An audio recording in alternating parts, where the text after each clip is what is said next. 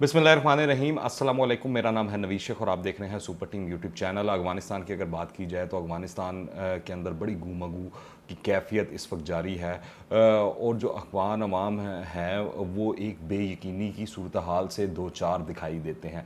इसकी वजह क्या है? वजह ये है कि जब से काबुल एयरपोर्ट पर हमले हुए हैं उसके बाद मुतज़ाद किस्म की खबरें आ रही हैं और इस तरह लग रहा है कि जो आलमी प्लेयर्स हैं उनकी बिसात जो है वो यहाँ पर बिछी रहेगी, वो यहाँ से जाएंगे नहीं।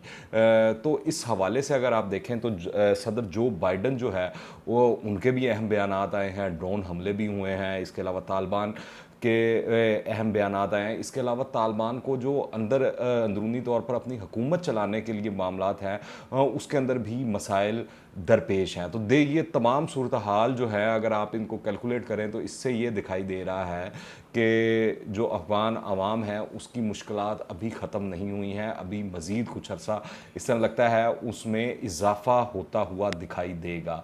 सूरत हाल ये है कि जो बाइडन ने अमेरिकी मिलिट्री कमांडर्स के मुताबिक, उनके कहने के मुताबिक एक बयान जारी किया है जिसके अंदर वो कहते हैं कि अगले 36 घंटों के अंदर काबुल एयरपोर्ट पर बम धमाकों जैसी एक और दहशत गर्दाना कार्रवाई का कभी इम्कान है।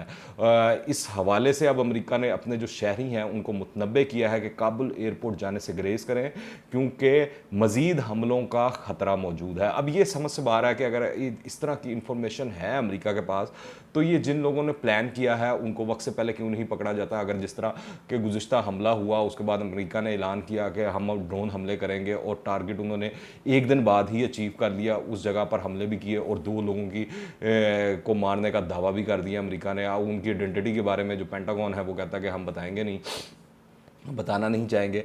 पर अगर ये हमला करने का ही क्यों इंतज़ार किया जाता है? अगर इनको पहले से इन्फॉर्मेशन है कि कोई हमला होने वाला है तो जो हमला करने वाले लोग हैं, मास्टरमाइंड हैं, उनको पहले क्यों नहीं पकड़ा जाता? ये बहुत बड़ा सवालिया निशान है और अहम सवाल है इस हवाले से।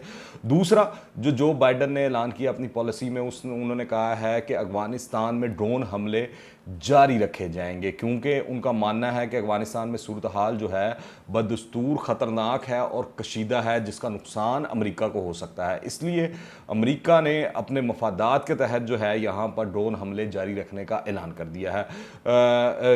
अच्छा, फिर जो अमेरिका ने ये ड्रोन हमलों का ऐलान किया है, या जो ड्रोन हमला किया था गुज़िश्ता एक रोज़ पहले, तो उस पर तालिबान का भी रद्द-ए-अमल आ गया है। जिस तरह मैंने अपने गुज़िश्ता वीलॉग में कहा था कि देखना यह है कि तालिबान का इस पर क्या रद्द-ए-अमल आता है, वो क्या रिस्पॉन्स देते हैं। तो इस हवाले से जो तर्जुमान है तालिबान के ज़बीउल्लाह मुजाहिद, उन्होंने रॉयटर्स को इंटरव्यू देते हुए साफ तौर पर बताया है कि साफ जाहिर है कि ये अफगान सरजमीन पर हमला है और ये हमारी खुद मुख्तारी के ख़िलाफ़ है। तो उन्होंने तो वाज़ेह अल्फाज में नापसंदीदगी का इजहार कर दिया। पर देखना इस हवाले से भी ये चीज़ अहम है कि आप देखें कि पाकिस्तान के अंदर ड्रोन हमले होते रहे, पाकिस्तान के कबायली इलाकों में, और सबको मालूम था अमेरिका करता है। बाद में हमें मालूम हुआ कि कुछ इन्फॉर्मेशन पाकिस्तान भी खुद दिया करते थे कि ये ठिकाने हैं पाकिस्तान तालिबान के या अफगान तालिबान के, तो यहाँ पर आप अटैक करें, इस तरह करें। तो वो ड्रोन हमले जारी रहे। तो अब देखने की ज़रूरत ये है कि अब कहीं तालिबान और अमेरिका की अंडरस्टैंडिंग ऐसी तो नहीं हो चुकी कि जिसके तहत ये ऊपर ऊपर से तो शोर मचाते रहेंगे, ऊपर ऊपर से तो कहते रहेंगे कि जो है हमारी खुद मुख्तारी की खिलाफ वर्जी हो रही है, हमारी सरजमीन पर हमले किए जा रहे हैं, पर पीछे बैक एंड पर मामला चीज़ें तय हुई हों। तो क्योंकि ड्रोन अटैक्स की इन हवाले से अगर दाइश की बात की जाए या ISTP की बात की जाए तो बड़े वाज़ेह हैं। दूसरा एक और ख़दशा भी पैदा हो चुका है, उसके बारे में मैं आपको चल के बताता हूँ। पहले आपको मैं ये थोड़ा सा जिक्र कर दूँ कि जो अफगान तालिबान हैं उसके तर्जुमान ज़बीउल्लाह मुजाहिद ने कल एक इंटरव्यू दिया जियो टेलीविज़न को, सलीम साफ़ी साहब को, बड़े सीनियर सहाफ़ी हैं उनको। तो उसके अंदर उन्होंने वाज़ेह अल्फाज में कहा कि अगर पाकिस्तानी तालिबान अफगान तालिबान के सरबराह को अपना सरबराह मानते हैं तो इन्हें इनकी बात भी मानना होगी। अफगान तालिबान के सरबराह बार बार वाज़ेह कर चुके हैं कि जो अफगान सरजमीन है किसी के ख़िलाफ़ इस्तेमाल नहीं होगी। उन्होंने कहा कि पाक अफगान तवील सरहद पर बाज़ मकामात ऐसे हैं जहां अभी तक इनकी रसाई नहीं, हुकूमत की तश्कील के बाद इससे मुतल्लिक मैकेनिज़्म बनाएंगे। तो उन्होंने वाज़ह तौर पर TTP के हवाले से बयान दे दिया कि उनकी सरजमीन इस्तेमाल नहीं हो सकती और वो वहाँ पर जो है TTP के रहने की कोई गुंजाइश नहीं है, और जो भी मामला तय करने हैं पाकिस्तान और TTP भी मिलकर बैठ के तय करें। आम माफ़ी का ऐलान करना है, हथियार फेंकने हैं, क्या करना है क्या नहीं करना। पर इस हवाले से एक एक और चीज़ भी चल रही है, वो ये चल रही है कि दाइश टीपी बन जाएगी, कि जो है ये टीटीपी के लोग हैं ये दाइश में शामिल हो सकते हैं, ये टीटीपी के जो लोग हैं ये आईएस टीपी का नाम जो है वो बन सकता है और वहाँ पर जा सकते हैं। तो ये अभी तक तो मफरूज़ा लग रहा है, देखते हैं कि आने वाले दिनों में इसमें हकीकत बनती है या क्या होता है क्या नहीं होता। पर एक चीज़ तय है एक्सक्यूज मी, कि जो अफगान सरजमीन है वहाँ से बैठ कर इनको ना ट्रेनिंग मिल सकती है ना ऑपरेशन करने की इजाज़त मिल सकती है। तो देखना है कि आने वाले दिनों में इसके ऊपर किस तरह जो है काबू पाया जाता है, क्योंकि इस वक्त जो दाइश है वो अगर देखें तो तालिबान के लिए भी दर्द सर बनी हुई दिखाई दे रही है। ना कि तालिबान, इसके अलावा China, Russia, Pakistan, Tajikistan, Iran, इन ममालिक के लिए भी। तो ये बड़ा अहम पॉइंट है। अगर जिस तरह ये मगरबी मीडिया बता रहा है, जिस तरह ये जो बाइडन और दीगर लोग खदशात का इजहार कर रहे हैं, अगर इस तनाजुर में देखा जाए, अगर इसका परवान चढ़ता है अफगानिस्तान के अंदर, तो ये पूरे खत्ते के लिए ख़तरनाक चीज़ होगी और ख़तरनाक सूरत हाल होगी। दूसरा, जो तालिबान जो है उनका जो सबसे बड़ा इस वक्त मसाइल नज़र आ रहे हैं वो बैरूनी से हटकर अंदरूनी तौर पर ज़्यादा मसाइल दिखाई दे रहे हैं। अफगानिस्तान की मौजूदा ज़मीनी सूरत हाल और तालिबान की जो क़यादत है उसके तर्ज़ अमल का जायज़ा लिया जाए तो बज़ाहिर यही नज़र आ रहा है कि इस वक्त तालिबान की क़यादत जो कुछ कह रही है वो काबिल तारीफ़ है, लेकिन अभी उनके इरादों को कसौटी पर परखा जाना जो है वो बाकी है। और ये बहुत ज़रूरी है कि वो कह रहे हैं कि ख़वातीन के हवाले से वो कह रहे हैं कि किसी से बदला नहीं लिया जाएगा, अमन व अमान उन्होंने बहाल कर दिया।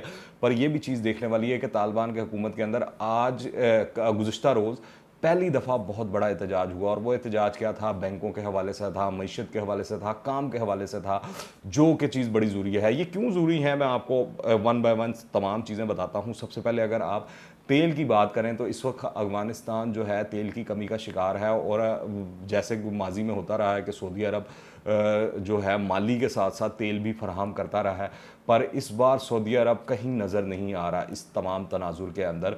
और अगर आप देखें तो सिर्फ जो मुल्क नज़र आ रहा है वो ईरान है। और ईरान ने ऑफ़र भी दी है तेल देने की, और वो आसानी से, क्योंकि सरहदें मिलती हैं, आ जा भी सकते हैं ट्रक्स वगैरह, तो वो बड़ा फिजिबल है उस हवाले से। तो अभी फ़िलहाल जो है ईरान आगे आया है और वो ज़रूरियात जो है पूरी करने की कोशिश कर रहा है। तो तेल की कमी से अगर ये इसी तरह कमी जारी रही तो कहा जा रहा था अफगानिस्तान के जो मुसाफिर हैं, हवाई जहाज़ तो एक तरफ, पब्लिक ट्रांसपोर्ट के लिए भी वहाँ पर तेल मुयस्सर नहीं होगा और अफगानिस्तान का पहिया जाम होने के हकीकी खदशात जो हैं वो पैदा हो सकते हैं। दूसरा, एक जो सबसे बड़ी मुश्किल जिसका तालिबान को सामना है वो है ख़जाना खाली होने का, कि ख़जाने में पैसे नहीं हैं। जिस तरह तेल की कमी से पहिया जाम हो सकता है, इसी तरह ख़जाना खाली होने से तालिबान की नई हुकूमत के जाम होने के भी हकीकी खदशात जो हैं वो सर उठा रहे हैं। ये किस तरह है कि आप देखें, बैंक्स उन्होंने बंद किए हैं, जो नए वज़ीर ख़जाना है, डॉलर अफगानिस्तान से नहीं लेके जा सकते, क्योंकि जितनी बड़ी तादाद में लोग गए यहाँ से वो डॉलर लेके जाते रहे। अफगान करेंसी देखें तो वो दिन ब दिन नीचे डाउन होती जा रही है। कहाँ अफगान करेंसी जो है पाकिस्तानी करेंसी से भी ऊपर थी, पर अब वो नीचे आ गई है। यहाँ तक कि जो पेशावर के करेंसी डीलर्स हैं उन लोगों ने जो अफगान करेंसी है वो लेना बंद कर दी है। तो ये सूरत हाल है अफगान करेंसी के हवाले से कि वो दिन ब दिन नीचे जा रही है।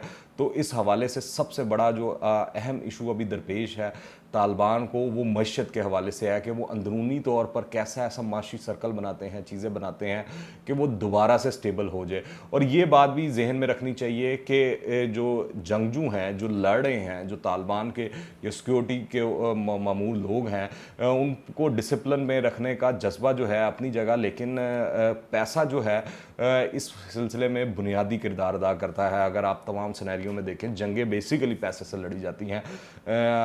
अगर आपके पास वो कुव्वत है भी, ताकत है भी, जज्बा है भी, पर उसके साथ पैसा बहुत ज़रूरी है। अब अगर सऊदी अरब समेत दीगर अरब रियासतों ने पहले की तरह तालिबान की हमायत कर दी तो फिर तो इन्हें पैसे की कमी का फौरी सामना नहीं करना पड़ेगा, इस तरह लग रहा है। या अगर कुछ ना सही जिस तरह चीन है वो कर दे, या रशिया है वो कर दे, या तुर्की, ईरान, पाकिस्तान जो हमसाया ममालिक हैं वो कुछ ना कुछ मदद करें, तो फिर भी एक सर्कल चल सकता है अफगानिस्तान के अंदर तालिबान की हुकूमत का। वरना ये मुमकिन नहीं दिखाई दे रहा। बैरूनी इमदाद के बगैर तालिबान की हुकूमत चलाना इस वक्त नाको चने चबवाने के मुतरादिफ है। अगर आप देखें इस हवाले से ज़बीउल्लाह मुजाहिद भी, सुहेल शाहीन भी जितने इंटरव्यूज़ देते हैं वो उसमें कहते हैं कि हम फ़ॉरेन इन्वेस्टमेंट को वेलकम करते हैं। कल तुर्की के हवाले से भी उन्होंने यही जिक्र किया कि तुर्की जैसे हमको मानेगा तो हमारे यहाँ पे माइनिंग की बहुत ज़्यादा ऑप्शंस हैं, हमारे पास ख़जाना मौजूद है, तुर्की इस सिलसिले में हमारी मदद करे, हमें सपोर्ट करे। तो वो चाहते हैं, उनको भी अंदाज़ा है, ऐसी चीज़ नहीं है कि उनको अंदाज़ा नहीं है कि उनकी मईशत किस रुख पर चल रही है, किस तरफ जा रही है। और मुमकिन है कि अफ़गानिस्तान में खाना जंगी की जगह अमन कायम हो जाए इस वक्त जो नज़र आ रहा हो, और लगता है अल्लाह करे वहाँ पर अमन आ जाए। लेकिन सिर्फ अमन का नारा ही कामयाबी का ज़ामिन जो है नहीं बन सकता, बल्कि दुनिया में और ख़ुद अफ़गान अवाम भी यकीनन यही चाहेंगे कि अफ़गान अवाम और उनका मुल्क जो है वो तरक्की करे, ऊपर जाए, जिस तरह के दूसरे ममालिक कर रहे हैं। सिर्फ अगर आप देखें जराइम को रोकना, सरेआम सज़ाएँ देना या ही जो शरई रियासत है उसका फ़र्ज़ नहीं होता। शरई रियासत का ये भी फ़र्ज़ है कि वो लोगों को खुश रखे, उनकी ज़रूरियात का ख्याल रखे, उनको ज़िंदगी की जो सहूलतें हैं वो दें, उनको बेहतर तालीम, इलाज, बिजली, खुराक, पानी, हर चीज़ जो है इस्लामी रियासत के फ़राइज़ में शामिल है कि वो मुहैया करे। इस मरतबा तालिबान को जो हुकूमत मिली है ये जितनी आसानी से मिली, इससे कहीं ज़्यादा मुश्किल सूरत हाल का सामना जो है उनको करना पड़ रहा है, जो दिखाई दे रहा है। अब देखना ये है कि तालिबान और जो क़ुव्वतें उनके साथ हैं वो इस मुश्किल सूरत हाल का सामना कैसे करती हैं। दुआ यही है कि अफ़गान तालिबान जो कह रहे हैं ये सिर्फ सियासी बयानात की हद तक ना हो, बल्कि हकीकत भी यही हो कि इसी में इस्लाम की, इस खित्ते की, पाकिस्तान की और हम सब की जो है वो बेहतरी है, बका है। और दुआ यही है कि तालिबान जो हैं इस बार कामयाब हों और वो एक ऐसा माशी और फलाही मॉडल सामने लेकर आए जिससे अफ़गान अवाम का इस जंग से छुटकारा हो और उसको अमन नसीब हो। आप क्या राय रखते हैं नीचे कमेंट्स में लाजमी बताइएगा। दुआ में याद रखें। अंटिल द नेक्स्ट टाइम, अल्लाह हाफ़िज़।